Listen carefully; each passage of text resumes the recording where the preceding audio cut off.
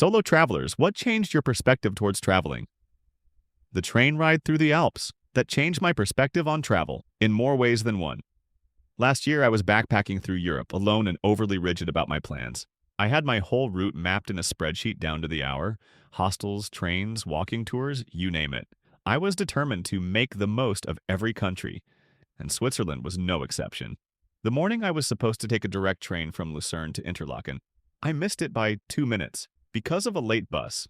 I was furious. My whole schedule was thrown off. The next option was a slower regional train with more stops and more time.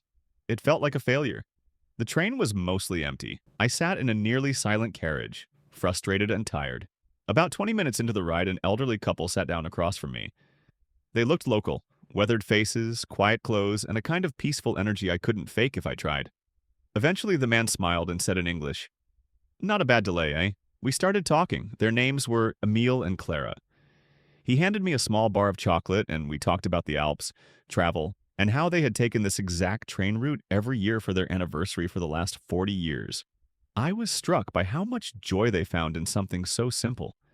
They even pointed out a small guest house in a valley below and said it was where they spent their honeymoon. The ride ended. I thanked them, said goodbye, and we parted ways.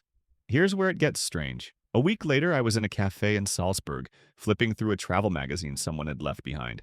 I froze on a page with a human interest piece titled "Love Through the Alps, a Tribute to Emil and Clara Bauer." It was about a Swiss couple who had traveled the Lucerne-Interlaken train every year on their anniversary, until Emil passed away 3 years ago.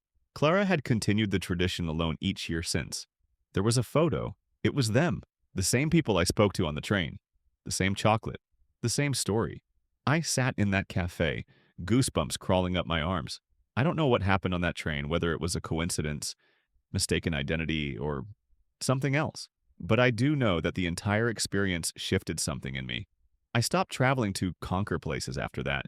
I started traveling to feel them, and I never take the fast train anymore.